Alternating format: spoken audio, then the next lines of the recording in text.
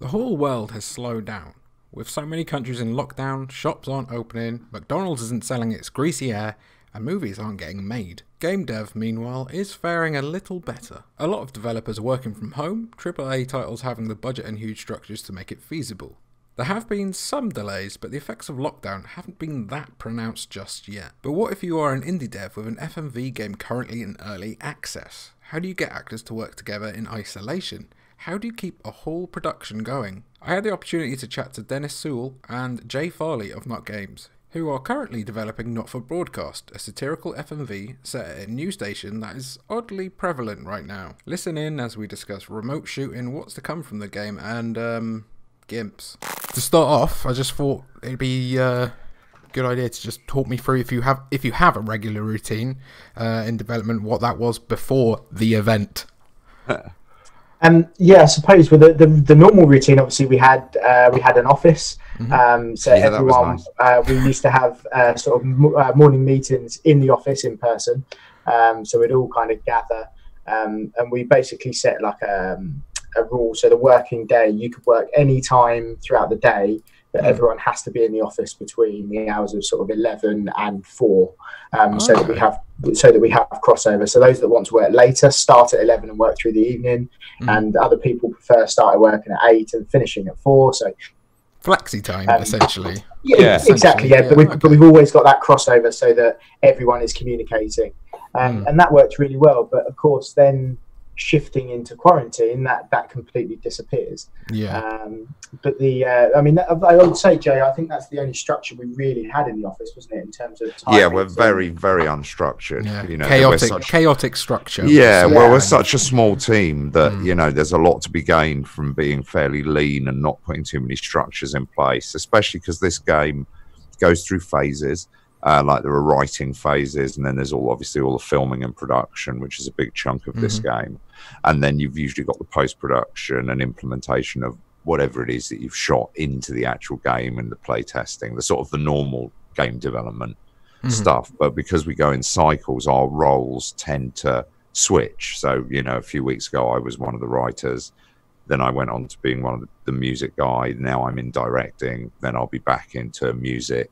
And for Den, he moves through art, and then he'll be on having to set up remote shoots at the moment. But even if it weren't for the lockdown, we would still then would move from role to role to role, because it's such a small company. Everybody has about 8 jobs. So at any given time, for our poor publishers, you know, there's the times when we're all working on the sort of game side of things, when we're really accessible, and then we're off shooting, and they just, obviously you can't, everyone turns their phones off, and off you go for a day of trying to get this footage. So it's quite an interesting structure. The thing that hurt us really with the quarantine was that we can't bring actors and cameras into the same room. Yeah.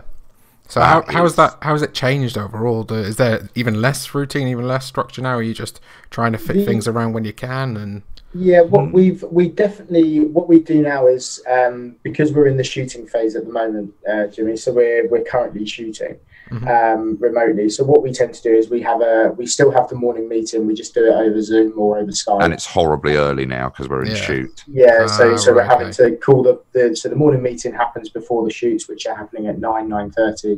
So we're having kind of the 8:30 morning meeting, where we kind of again just try and touch base with what everyone's done for the day, what's happening tomorrow. So we still try and keep that kind of structure in terms of the morning meeting. But for the filming, I mean, everything is just it's a whole new system. It's still structured, but it's just a new system for us to learn. So I work with the actors beforehand because myself and Zara have been kind of doing the production on it. So we work with the actors first to make sure they've got all of their kit arrived, all of their costume arrived and stuff, set up the shot. Then from a tech perspective, I then have to run all the tech tests and make sure that their mics are working, their lighting is all set up, the cameras are working, everything's recording, because they have to run everything for me because I'm not in that room. So having that, it's almost like someone just cutting a cord. And it's very much like a crystal maze kind of quiz, where it's so frustrating because you're trying to direct people and tell people how to do this, but you're talking to someone who's never used this kind of software before. So I mean, screen share and remote control in Zoom has been a lifesaver. Yeah. For me, just being able to jump in and sort of change things around. So once I've done all that, then we call Jay and Alex or whoever is the primary director, but they tend both to be there at the same time. They come in and sort of direct the scene and have their kind of like a run through, make sure that's all running. Then we do the final tech tests. Then we have to record the first take. But then after the first take, whereas we'd normally just be checking on the monitors and know that everything is okay, we have to spend about an hour to an hour and a half, depending on internet connections, to get everyone to download that footage, send it over to us to make sure that there's no stutters, that the sound is recording okay. So once we've got that out of the way, it then normally needs a bit more of a refresh because everyone's been sitting around for an hour, and then we start taking confident that we know we've got it. And to be fair, sorry, Den, sorry to interrupt. No, it's okay. No, to be fair, once you're into the process, what I've discovered now doing, because we've been doing shoots now for a week in this new way, once you're actually in the process of working with the performers and the talent and actually sort of directing them, running it, rehearsing it, taking it, watching it, the process is incredibly similar to actually being on set, because on set you would be in the gallery anyway, so you're not in the same room as the actors. You are watching them perform on screens because obviously you want to know what that performance looks like, you know, on video, not in real life in the room where it can become very theatrical if you allow it to. So actually the process feels very creative still, and feels still very dynamic and quite comfortable, I think, for the artist and for the director. Once you're through that tech phase, I think for some of our artists, having to run their own tech adds a layer of nervousness. You know, have they pressed record correctly? Are they doing this right? Are they the one that's going to sort of cock it up? How have you been able to facilitate all that? And then have you been sending, have you had to buy more equipment to send to every single person? Has that racked up quite a cost? Well, there were two options really. One was to buy like 20 really good webcams, and one was to sort of buy a few good webcams and move them from place to place. And we made these decisions on the week running up to the lockdown, because on the day the lockdown started, the first Monday of lockdown, that was our first shoot for episode 2. So we were right on the shoots when they all had to be cancelled and postponed. So for about a week running up to that, we knew it was kind of coming. You know, everyone did. You could feel it. You could see other countries going into it. And we started putting into place a pivot plan, basically. What could we shoot remotely? How could we shoot remotely? But we did talk about it probably a little bit too long, because by the time we got to buying webcams, you couldn't get them for love nor money. And the acquisition of webcams for this project, I reckon we've probably now spent probably as much on couriering things from place to place as we would have done if we'd bought, 15 webcams. But, because moving things and getting them to places on time. For example, one shoot this week, we were waiting for ages for the set to arrive. And in the end, we had to improvise with stuff in the actor's house because we had just lost so much time, because the delivery firm who had guaranteed that they would be there that morning couldn't suddenly get there till 4-ish in the afternoon. And, you're paying actors by the day. So delivering things has presented real challenges for us. Yeah, I think the whole buying kit issue. Basically everything that we need to film remotely is being used by everyone else in the world to work remotely. Webcams and to start a podcast as well. Exactly. Yeah, microphones. You can't buy a streaming kit for love nor money these days. And the ones that we have bought. The last webcam that I bought is about a £70 webcam. Cost me £165. It took how long to come? It took about a week and a half to come. And we've all got so used to next day delivery and stuff. It's so strange, isn't it? Everything, they say that with filmmaking, the process is you kind of turn up on set first thing in the morning and a lorry sort of pulls up full of compromises, and you spend the day unloading those until the lorry's empty, and then the next morning another one turns up. But at the moment, everything, you know, little things that you think will be the simplest thing, like let's get that actor in a costume. Right, that costume doesn't fit, and it's going to take another week to get that delivered again. But at the same time, you know, we are working to very tight deadlines. We really want to drop this new content as soon as possible. We know we can't film the content that we need to film for episode 2 with all the actors working from their homes. You know, it's just not feasible because there are interactions between characters that require that they're in the same room, you know. It's very hard to film that script. And there are maybe 150 odd photos that need taking that take place. Like, we've still got a wedding arch up in the office because the first shoot on the Monday was a character getting married, photos. And obviously with the lockdown, they were just like, okay, you better hang on to that then. So, you know, our office looks lovely at the moment, but we can't actually bring 2 actors that close together until the rules change. So, and one of those weddings was supposed to be a naked wedding, if I remember rightly. That's definitely not allowed. I'm certainly not allowed to do that right now. Maybe if they both wear gloves, that might be all right. Gloves and masks. Just an entirely body of latex. Just and that's the other problem, you know. We could reuse that GIMP costume, I guess, couldn't you? Easily. I'm sure we can't reuse that GIMP costume except to go shopping. How are you explaining such a big change in game then, with like the way the game works, isn't it? It's reporters at a desk. How are you explaining? Precisely. Like there must be a change in the quality between 2 different locations. There is. So I just wondered how you're explaining that. So I'm going to be, I hope you'll forgive me, I'm going to be quite vague because we've deliberately not released any story details, but I can tell you a little bit about the process and what the challenges were. What we did when we knew this was coming was we decided that we needed to put the next bit of the proper story on hold and put in a bonus level, basically, that would deal with issues around lockdown, and would put our characters into, you know, a position where they would have to be filming from home to make that believable. We wanted to, we didn't want to just stop, because when something like this happens and you're a political game, you can't run from something like this. The world is fundamentally different. And we're in a very luxurious position in that we have an audience and a sort of medium where we can actually speak about this to a degree. Obviously, we're a comedy game.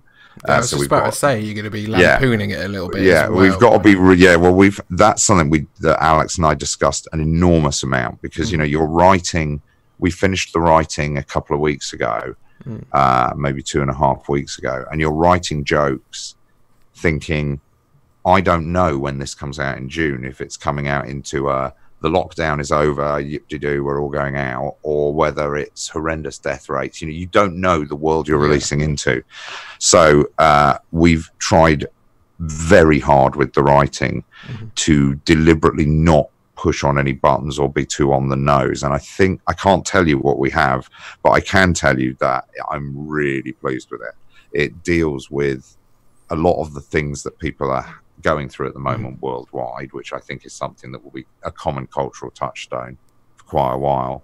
And it puts our characters in a position where we can deliver a lot of consequence to earlier decisions in the game.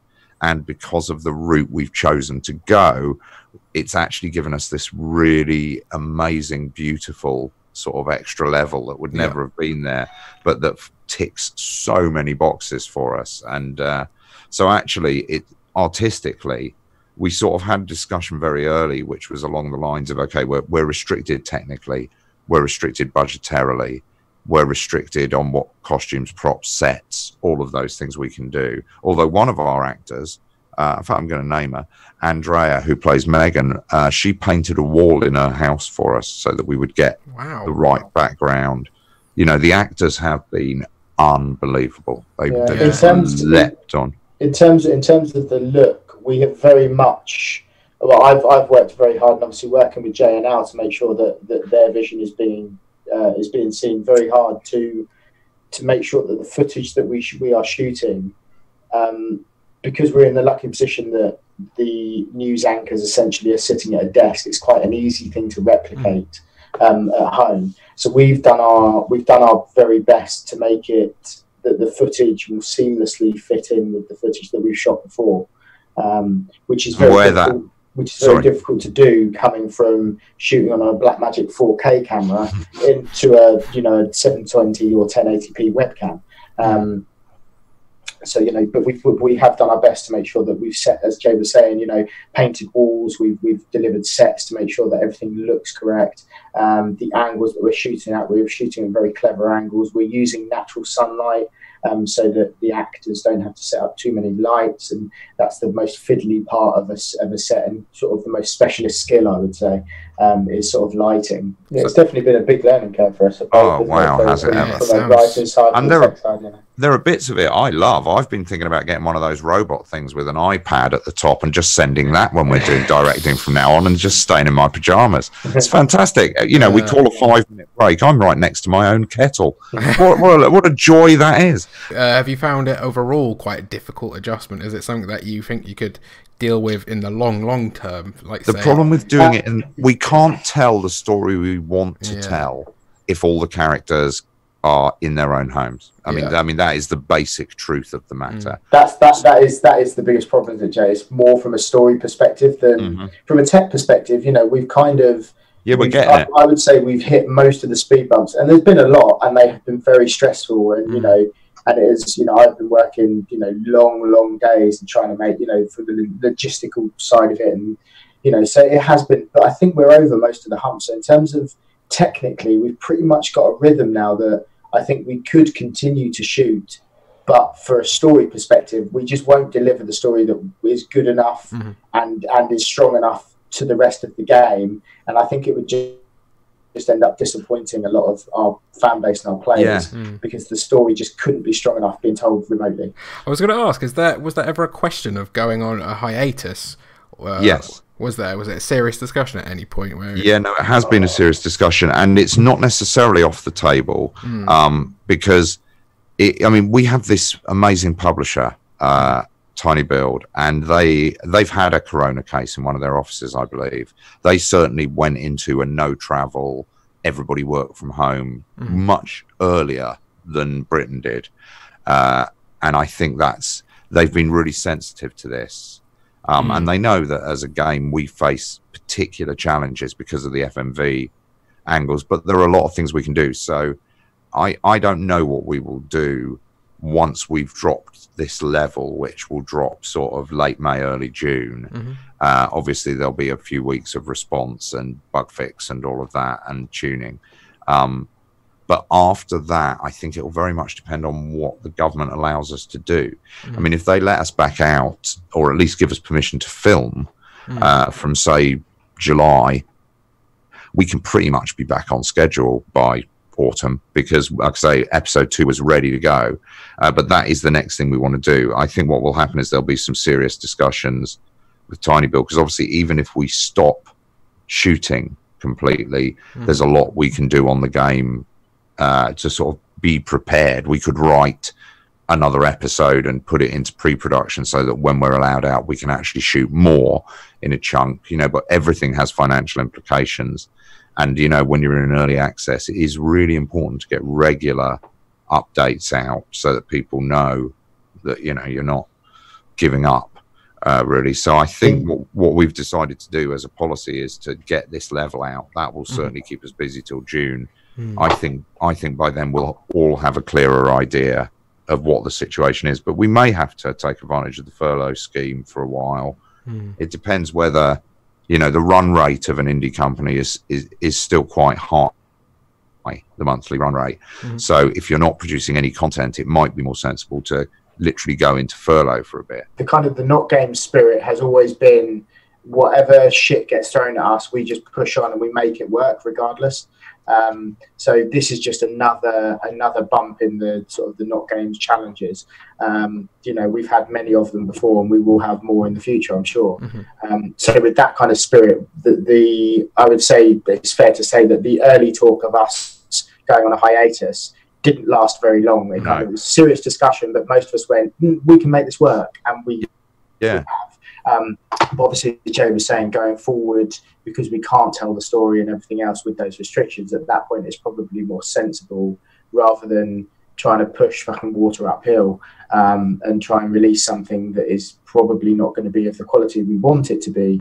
We'll probably end up hankering down and waiting it out. In 5 years' time, a game with one interesting diversion that was clearly, you know, done this way, it's really fascinating. But a game where, say, 3 or 4 of 10 levels are shot this way, that's a very different proportion of the game, and this will end, and our game will not be finished before it does, you know. So we may be releasing into a world that in a year or two's time really doesn't want to hear much about lockdowns for a while. So while you can get away with some funny stuff for one level, you certainly can't tell the story we want to tell using these conditions. So it would require such major rewrites that I think there would be a risk in the long term that the game would suffer. And we do have, and the problem is we've laid all of the groundwork in what we've shot already for a particular story. Now, whether that story is as politically relevant is another thing we've discussed, because obviously we now have the weirdest thing of a Tory government enacting the most socialist policies Britain has seen since the creation of the NHS. Piers Morgan is a socialist now, pretty much. I was like, Piers Morgan's a socialist. What's going on? I know, right? I mean, there's no one else seeing this. Yeah. I think it's all part of when we fell into the mirror universe after David Bowie died. Everything's been fucked up for years since then. That's my thinking. Man, it's just been like God's been like, have another one and another one and another one, just throwing like Joker cards at us. Really? Have Donald Trump, really? And I thought that was the weirdest thing that would happen in my lifetime. Now I haven't had a human being within 2 meters of me for 5 weeks. I live alone. So I'm not talking to myself around the house and, you know, having a wander. You mentioned earlier, was it remote screen you use? Yes. Yeah, remote sharing, So with that... Right, then, this is all you, mate. So that's what I've used that before. I used to be an SEO, you see, and I used to have to go onto clients' websites and fix stuff and show them what they need to click and all of this. So it's quite frustrating to use that. It's quite a slow process. As well as how are you uploading everything into the... do you have a hub where you have everything working at once, or where you collaborate? So the way the easiest way for me to work it is basically I have made packages for everyone that are being sent around. So they're flight cases essentially. And each flight case has a kit put together. So it has a webcam, it has a mic, it has a USB stick for them to upload their footage onto. It has an envelope ready for them to send that USB back to me. It has their in-ear monitors for them to be able to listen to us. It has a wireless kit. So basically, any piece of kit that we need to use gets sent to them in this package. So it's all in one place. And then they open the kit, and then I jump onto their computer. They share their screen. I request remote access. And as they plug everything in, I basically go through the setup process for every bit of kit so that I know what we're installing and blah, blah, blah, blah, blah. I then install, we've been filming through OBS. Amazing piece of software. Yeah, like the streaming software.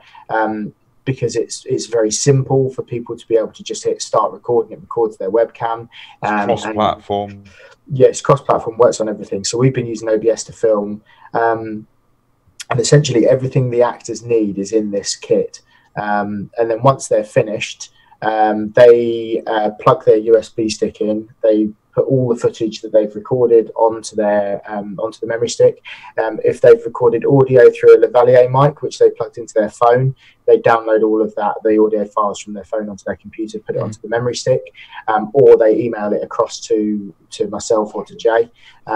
Yeah, we did our first song this week that we had to do for it, and that was nerve-wracking because obviously you've got to get a really nice vocal take when the actor's performing it live, but you don't want to hear any music spill onto it. So that was that presented its own sort of set of challenges, but in the end ran really smoothly. It's all the little things, you know, you think, oh, I'll stream them the music from this end. And then you remember that Zoom just occasionally delays things just slightly or slows down or speeds up. So you can't do that. So all the music has to run locally, but obviously it can't come through speakers. And, you know, everything becomes a slightly different challenge. Like filming the song that we have to do this week is incredibly challenging because it's multiple people doing things in rhythm with each other, which you can't do. I guess you'd have to get every single recording and try and line it up, wouldn't you?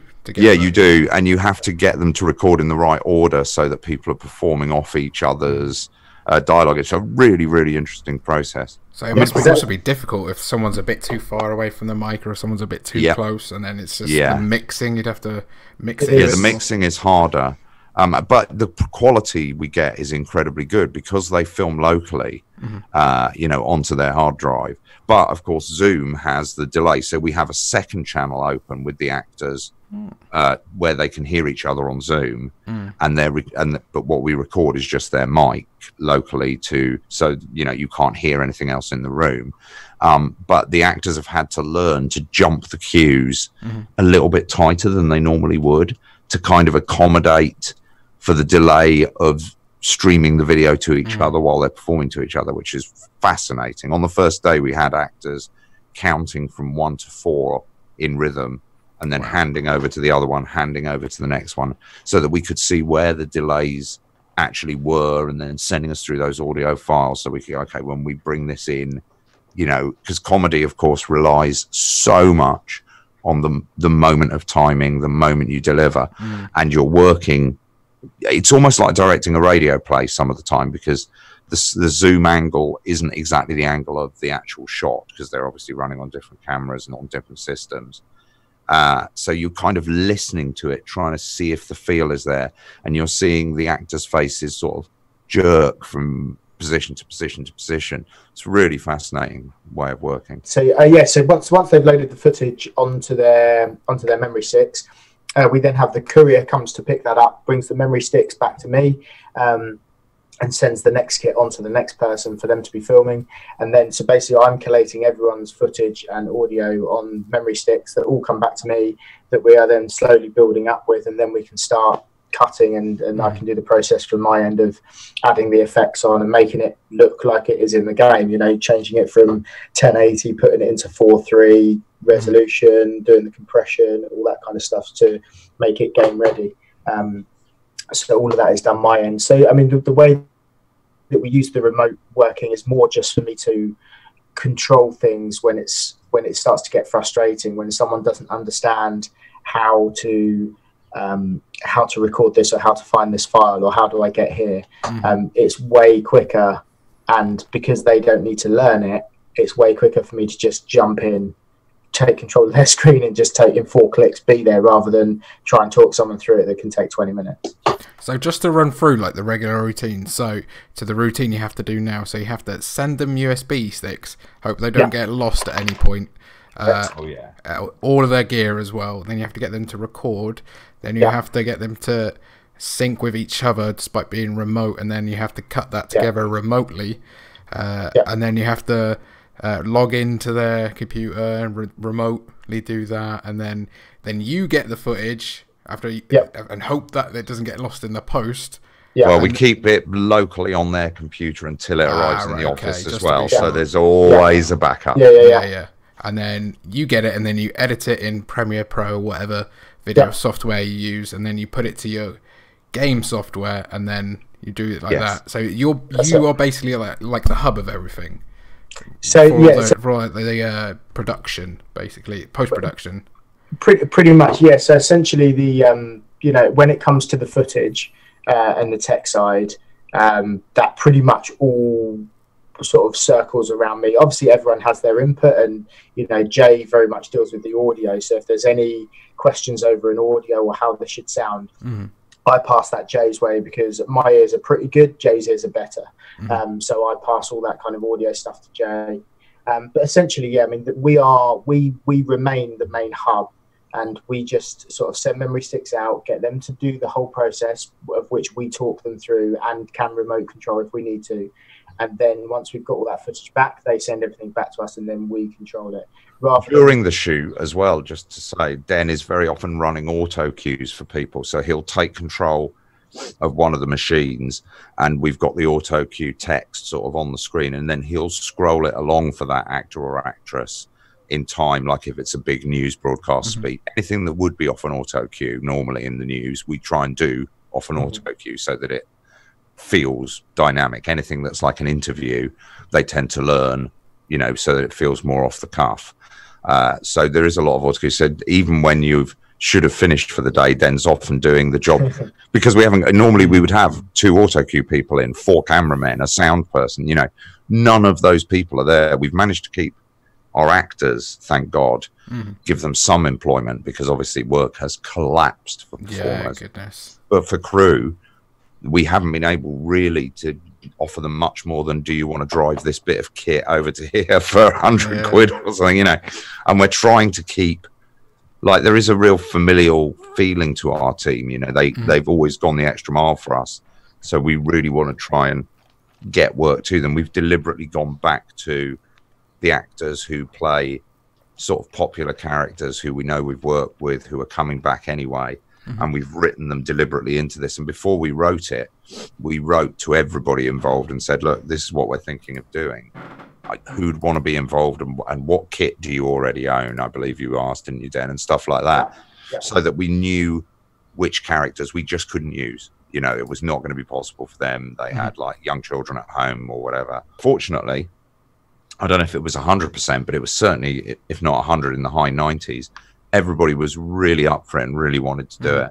And they have gone the extra mile, you know, because, I mean, yesterday we shot 6 monologues with Peter Clement. Wow. And between them, he had to costume change and change his hair, change his look. And of course, there's nobody there. It's just him in his house with his family. So he's got to do all of this himself and suddenly. Juggle so many plates on top of that, isn't it? Yeah. So, you know, we're pulling in Zara because she produces, but she also does our art direction. So she'll be like, okay, we need to sort your set now to look like this version of Peter, because we're now reaching those branches in the game where obviously different players have different perceptions of the characters, and it's nice to reflect that. So yeah, it is. It's incredibly challenging for the actors as well. In fact, I think the people who probably have it the easiest are Alex and I, the directors, because we have the luxury of not being there during the first hour of tech setup. Where normally on the set, that's where we would be pacing around going, how long, like that, and annoying everybody. So it's probably a win for everybody, that I would imagine. I guess, I guess because it's the remote and it's so awkward to do, do you sometimes find yourself letting a few things go? Like, if you're a perfectionist, would you just be like, oh, I can live with that? Like, if something's not quite not 100... in terms of the takes. No. But we're lucky. I mean, we all come from a background of theatre in the company. So we're quite used to the fact that it's never going to be 100% of what was written in the script. You know, you're going to get, every night that you do a play, you fuck it up somewhere. Different place every night. But you always, you know, something goes wrong. It's live theatre, and it's the same. Because these shoots are so theatrical, because they're really long, you have to get everything in one take. So a scene of 7 or 8 minutes, you can't cut at any point, because you need these live camera feeds for the game, and it needs to feel live. And obviously, because we decided very early that although we were restricted, technically we weren't restricted creatively. We have reached creatively, and I think we've pushed the limits of what can be achieved in this lock-in situation in terms of what you can film and how you can film it. There's some really incredible stuff in there. I mean, we've always agreed, sorry, Jim, we've always agreed that if we are going to allow little things to slip, or allow it, that everything behind the camera slips first, and then we make sure that anything in front of the camera is the last thing. Audience facing stuff. Yeah, it's only an absolute must. So I'd much rather, you know, have to furlough one of our staff members to improve the quality in front of the camera, you know, because we've always said as a company that that end product is the most important thing. Compared to a lot of FMV games I've played quite a few recently. I don't know why I've suddenly taken a liking to them. A lot of them aren't too gamey, but like gamey, like quotation marks, but not for broadcast. Actually, is quite that. So that, and most of them aren't stupid enough to have 4 videos running simultaneously, plus another one holding ads, plus one holding interference, and later on in the game when the resistance start hacking in. Obviously, there are other screens again, and that's what's also upped our video content. Is if we've got 7 minutes or a 10-minute scene, we've actually got 40 minutes of video there because we've got 4 screens showing those 10 minutes, which means you constantly have to find clever ways of making video switches invisibly to the audience, because otherwise the game will become, you know, a hard drive destroyer, which we really don't want it to be. Yeah, it's nice to have a because obviously we've all played a lot of sort of FMV games, and we're so used to that regular kind of structure to an FMV game, which is a single video and then maybe sort of that, like the question and answer is quite a popular use of FMV, where you choose a question, then it gives you a video response, or you know, like Her Story was kind of groundbreaking in the way that it used FMV. But you know, for us to go this way, it's a completely different method that I've never seen it in any other FMV game. That's what instantly caught my eye. I was like, wow, because I was like, the first scene, I was like, what? There's so many different things I could interact with, and nothing would pause awkwardly and transition weirdly. It was just crazy. Like, wow. It's kind of inspired by obviously all of us having a kind of a theatre and sort of film and TV background. You know, Jay and Al were kind of more the theatre, and I did theatre at younger age, but then moved more into sort of the film and TV side. So using those skills to our advantage.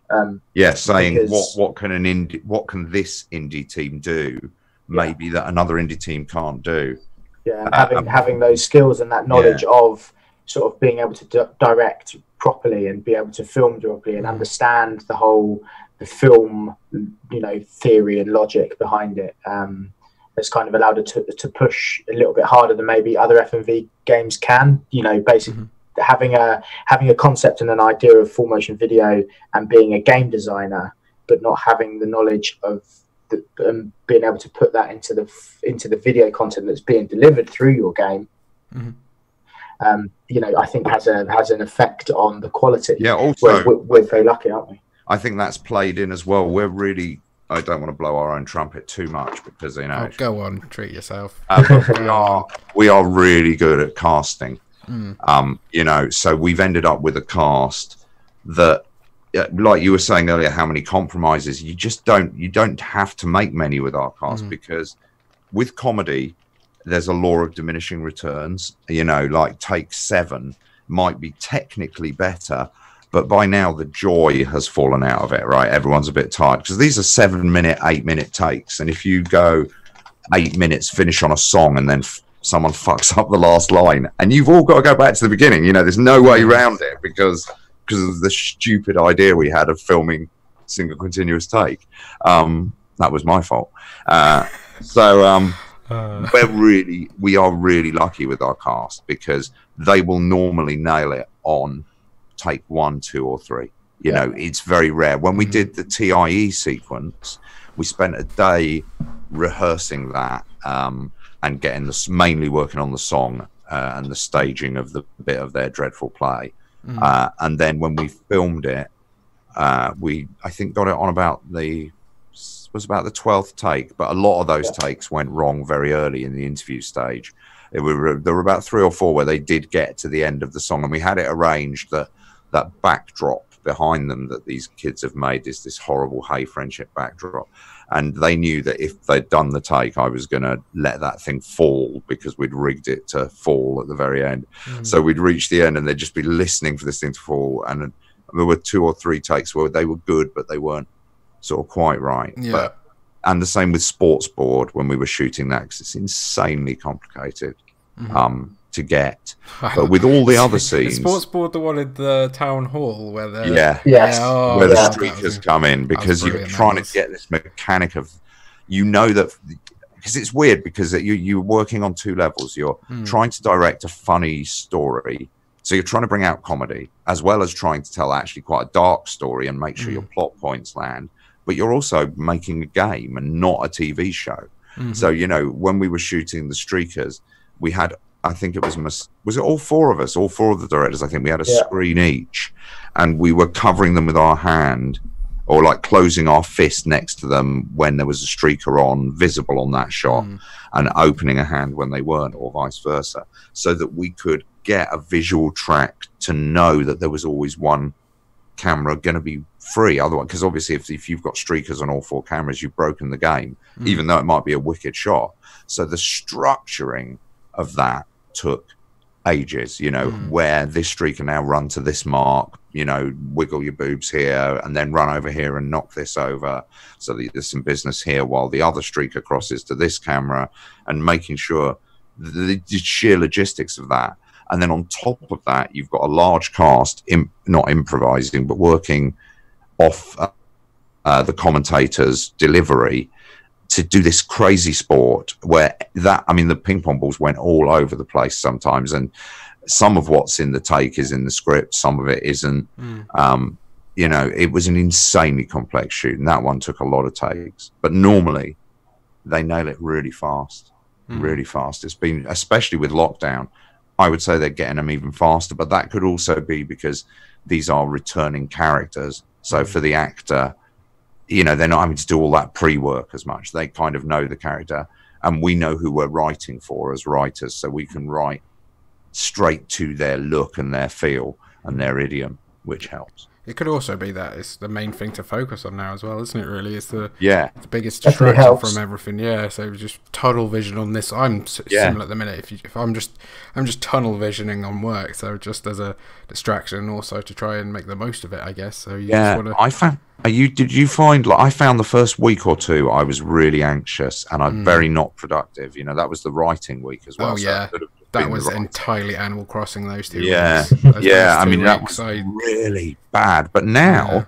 I'm sort of, I live in La Vida lockdown. It's great. Yeah. You know, I am really all right with it. Yeah. And in a lot of ways, you know, I quite like working from home, and I don't mind. You know, my life in the evenings was watching Netflix already. I feel like the world was told, go and be a bit more like Jay for a while. So, you know, it's not the worst. I can't, you know, to whinge about it with the luxury of a garden, it just seems crazy, you know. And I'm lucky we're still working. Our cast are still really nailing it and pulling out all the stops. We're in a really fortunate position, and we've got a publisher that understands. So on that note, for anyone who you think, any of your indie peers who might be struggling, I know you're still trying to keep on top of it as well, so you're not like cruise control, but do you have any advice to give to anyone at all on how to try to deal with indie development? Definitely meet every day.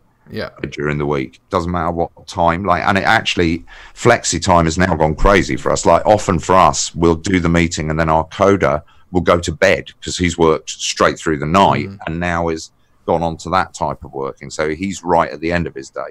I would say that keeps you sane and gives you structure. And at that meeting, ask everybody, what did you do yesterday and what are you doing today? That, I think, is the single thing, most important thing if you want to keep momentum, because otherwise you'll really lose momentum. And if you lose momentum and you're anxious, I mean, and accept that everybody is going to be working slower than they thought they would, because they're going to have distractions and they're going to have mental health days. And basically we have a rule in our company that, you know, if anybody at any point wants to ring up and say, look, you know, and this applied before the lockdown, you know, I'm just not in it today. I can't do it. My head's not in it. There's no questions asked about that. You know, you just take a mental health day. So at the moment, because we're all aware of those issues, there's, for some reason, nobody's really drawing on it. Maybe like you, Jimmy, everyone's just throwing themselves into work, because actually the time flies. I mean, we've been in, they said we've been 5 weeks this week, and I was like, have we? Yeah. Right. They're going to be letting us out. I mean, like I said earlier, if we're still in furlough just a couple of weeks after we release this, that would be all right with me. I want a couple of weeks of Netflix. Yeah, I like type one word and then next minute it's like Friday 5 o'clock. Yeah, absolutely. What's going on? It's just, I think in a weird way you do get a routine from the lack of routine. Yeah, and it does help you in some ways. But you take things slower, don't you? Yeah. That would be my advice is make sure, as Jay was saying, keep the structure, because once you start to lose structure, that's when it becomes very easy to not work, to slip off, play video games, and you completely lose yourself out of it. But definitely do that too. Definitely play multiplayer video games with your team. We've been doing that because it's really, and that meeting is more than just driving the company. It's about loneliness as well. You know, I still feel very connected to the team, even though I haven't seen them face to face unless they've had to drop off a webcam. You know, and even then it's like, hello, thanks for leaving that on my doorstep. I'll now put it into quarantine for 72 hours.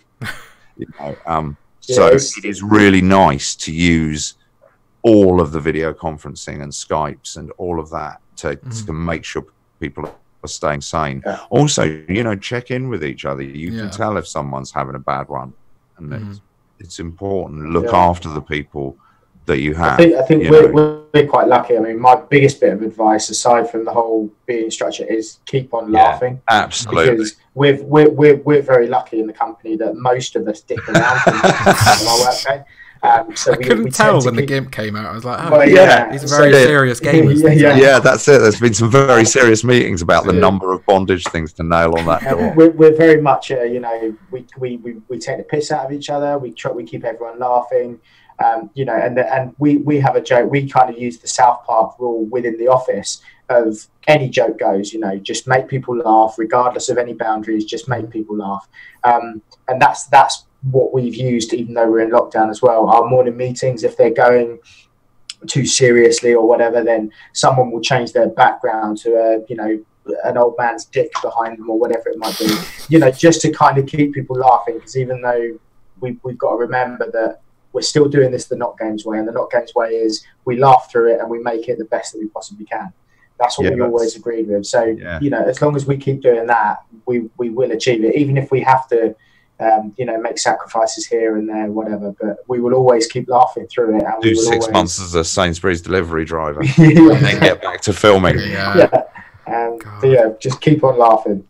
Best thing I can say. I think that might be like the perfect place to end things on, just there. That's I just want to thank you for your time. It's been no worries, man. Thank you so much for your interest. We're always amazed. It blows our mind when someone goes, they want to talk to you about it, really. They want to talk to us. Shit, I wonder if we know any answers. So where can we play Not For Broadcast right now? Steam and GOG. Oh, there you go. Very good. And yeah, we also do live streams through our Steam page. Thursdays. We try and do them every 2 weeks on a Thursday. And then please come and talk to us on Twitch and all of that. It's all of that. We're trying our best, Jimmy. We're not very good at social media. So I'm terrible as well. We're not brilliant at streaming. Yeah, I'm awful. I just wing it all and just so do we. I mean, isn't that what everyone's doing, including kind of worryingly the Prime Minister? The whole world is kind of winging it right now. Nobody knows. These poor bastards. They go, when's this going to happen? Oh, we don't know. We're no different from you. No, I just press buttons until something breaks and just... Yeah, me too. If it turns off, we press the wrong button. Yeah, well, now we've got remote control as well, so we can break other people's machines. It's much more fun. All right, guys. Wish you both have a great day, and stay safe and sane.